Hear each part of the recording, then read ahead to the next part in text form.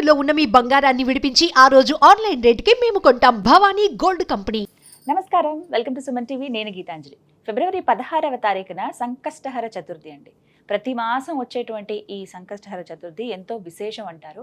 ఆ గణపతికి పూజ చేసుకుంటారు సకల విఘ్నాలు తొలగడానికని. అలాగే ఇంకొన్ని విశేషాలు కూడా ఉన్నాయి, ప్రత్యేకించి ఈ మాఘమాసంలో వచ్చినటువంటి సంకష్టహర చతుర్థికి. తెలుసుకుందాం ఆ వివరాలు. వివరించేందుకు ప్రస్తుతం మనతో పాటు ఉన్నారు ప్రముఖ జ్యోతిష్యులు బ్రహ్మశ్రీ నందిభట్ల శ్రీహరి శర్మ గురువు గారు. వారితో మాట్లాడదాం. గురుగారు నమస్కారం అండి. వాగర్థావివ సంపృక్తౌ వాగర్థ ప్రతిపత్తయే జగతః పితరౌ వందే పార్వతీ పరమేశ్వరౌ.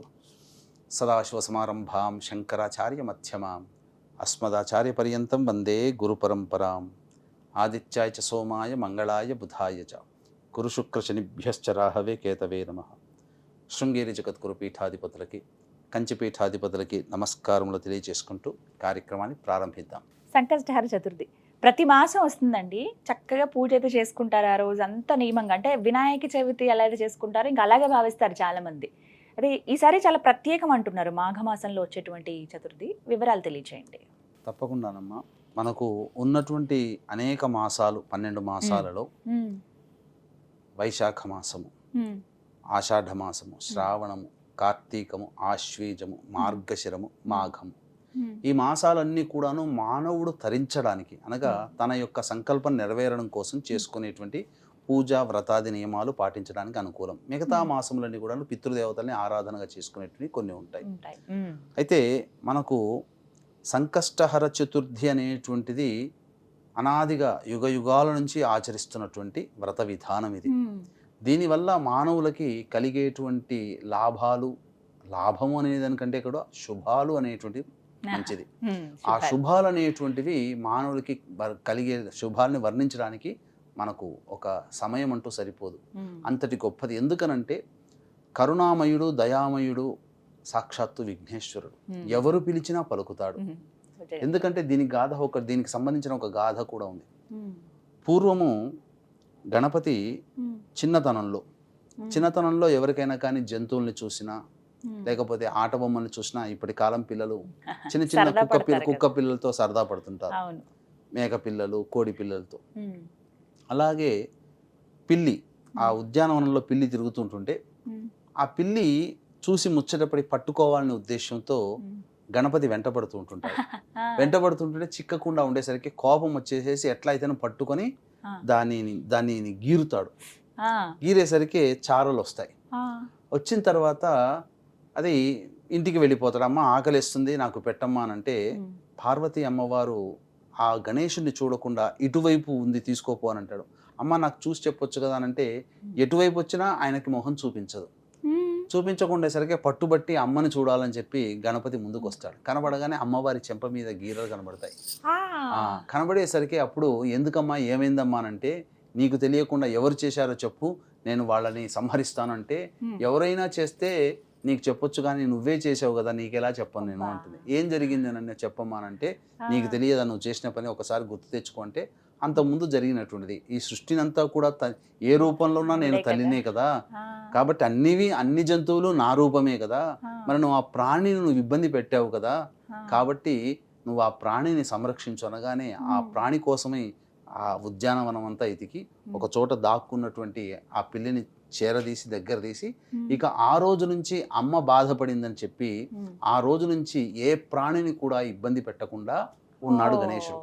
కాబట్టి అందరినీ కూడాను సమదృష్టితో దయాదృష్టితో చూసేటువంటి ఆ గణపతిని ఎవరైతే ఈ సంకష్టహర చతుర్థి రోజున వ్రత నియమాన్ని అనగా మనకు ఈ వినాయక చవితి, వరద చతుర్థి, సంకష్ట చతుర్థి అని చెప్పి మనకు 2 నియమాలు అనేటువంటివి ఉన్నాయి.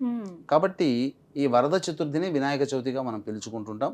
ఈ సంకష్టహర చతుర్థి వ్రతాన్ని మాత్రం పౌర్ణమి వెళ్ళిన తర్వాత చతుర్థి తిథి ప్రదోషకాల సమయంలో ఉండగా వచ్చేటువంటి రోజున ఆచరించాలి అని మనకు శాస్త్రం చెప్పబడి ఉంది. ఇప్పుడు ఫిబ్రవరి 16వ తారీఖు వచ్చింది కదా, ఆదివారం రోజు వచ్చింది. దానికి ఇంకా చాలా విశిష్టతలు ఉన్నాయమ్మా. ఎందుకనంటే మాఘమాసము ప్రత్యేకం ఒకటి, రెండవది ఆదివారం అనగా రవికి సంబంధించినటువంటి వారముగా చెప్పబడి ఉంది. మూడవది హస్తా నక్షత్రం ఉంది. అనగా మనకు చతుర్థి తిథిని నిర్ణయించేటువంటిది చంద్రుడి గమనమే కదా, అట్టి చంద్రుడికి నక్షత్రం అయినటువంటి హస్తా నక్షత్రం ఉండగా ఇది జరిగింది. తర్వాత అది మూడవది కదా. మూడోది ఇక నాలుగవది బుధ అనేటువంటిది. బుధుడు అనేటువంటి వాడు మనకు చెప్పాలి అని అంటే కన్యా మిథున రాశులకి అధిపతి. ఉచ్చస్థితి పొందుతాడు బుధుడు. కాబట్టి అటువంటి ఉచ్చస్థితి పొందినటువంటిది రాశి కన్యా రాశిలో చంద్రుడు ఉండగా చవితి ఏర్పడుతుంది. ఇది కన్యా రాశి కదమ్మా. అంటే కోమలత్వము, దయ, కరుణ, అలాగే సహనాన్ని సూచించేటువంటి రాశి. ఆ రాశిలో చంద్రుడు ఉండగా చతుర్థి తిథి వస్తుంది. అన్నిటికంటే ఇంకొక ప్రధానమైనది ఐదవది గొప్ప లక్షణము, ఆ సమయము ప్రదోషకాల సమయంలో చేసుకోమని చెప్పబడి ఉంది కదా వ్రతము. ఆ ప్రదోషకాల సమయము స్థిర లగ్నంలో ఏర్పడింది, అనగా సింహలగ్నము. సింహలగ్నంలో చేసినటువంటిది ఏంటంటే లక్ష్మీప్రదము. కాబట్టి సింహలగ్నాధిపతి అయినటువంటి రవి కూడా, అలాగే హస్త నక్షత్రము ఏ రాశిలో ఉందో ఆ అధిపతి అయినటువంటి బుధుడు కూడా సప్తమ కేంద్రంలో స్థితి పొంది ఉండి లగ్నాన్ని చూస్తున్నాడు. ఇది చాలా విశేషం. పైగా మనం చూసుకుంటే రాశి నుంచి నవమ స్థానంలో గురుడు ఉన్నాడు, సప్తమ స్థానంలో శుక్రుడు ఉన్నాడు. ఇవన్నీ కూడా లక్ష్మీ ప్రదాన్ని సూచించేటువంటిది, చాలా విశేషం. కాబట్టి ఈ రోజున నుంచి ఎవరైతే సంకష్టహర చతుర్థి వ్రత నియమాన్ని ఆచరిస్తారో, నియమంగా పెట్టుకొని 1 నెల కానీ, 3 నెలలు కానీ, 5 కానీ, 7 కానీ, 11 కానీ, 18 కానీ, 21 వారాల పాటు కూడా, 21 నెలలు పాటు కూడా చేసుకునేటువంటిదిగా ఉందమ్మా. ఇలా సంఖ్య బట్టి చేసుకోవచ్చు. ఓపిక ఎలా చేయాలండి అంటే మనకు శాస్త్ర ప్రమాణాన్ని అనుసరించి మనం చెప్పుకోదలిచినట్లయితే ఉదయాన్నే లేచి కాలకృత్యాదులన్నీ తీర్చుకొని 16వ తారీఖు రోజున అయింది కాబట్టి 16వ తారీఖు రోజున ఒక చక్కటి చతురస్రముగా ఉన్నటువంటి ఒకటి పసుపు రంగు గుడ్డని మనం తీసుకొని ఒక పీటను ఏర్పాటు చేసి, ఆ పీటని చక్కగా పసుపుతో అలంకరించి, దాని మీద షట్కోణముతో ముగ్గు వేసి, పసుపు కుంకుమతో అలంకరించి, దాని మీద ఈ యొక్క పసుపు గుడ్డను పెట్టి, ఆ పసుపు గుడ్డ మీద 3 పిడికిళ్ళు బియ్యము పెట్టి, దాని మీద తమలపాకులు, ఖర్జూరములు, వక్కలు, గణేశుని యొక్క రూపముగా పసుపుతో చేసినటువంటి హరిద్రా గణపతి పెట్టుకొని పూజ చేసుకోవాలి. మొదలుగా పూజ చేసుకొని సాధారణంగా గణపతి పూజ చేసుకోవాలి. ఆ రోజంతా కూడాను ఉపవాస నియమాన్ని పాటించాలి. ఉపవాస నియమాన్ని పాటించి ప్రదోషకాల సమయానికి చేరుకునే సమయానికి కాలకృత్యాదులన్నీ తీర్చుకొని మళ్ళీ గణపతి పూజ అనేటువంటిది స్టార్ట్ చేయాలి. అయితే ఈ గణపతి పూజ అనేటువంటిది మనము దేవాలయంలో ముందుగా వెళ్ళి గణపతికి అర్చన, గరికతో అర్చన అవన్నీ జరిపించుకుని వచ్చి ఇంటికి వచ్చి నియమాన్ని పాటించాలి. చంద్రుణ్ణి చూసి అప్పుడు నియమాన్ని పాటించాలి.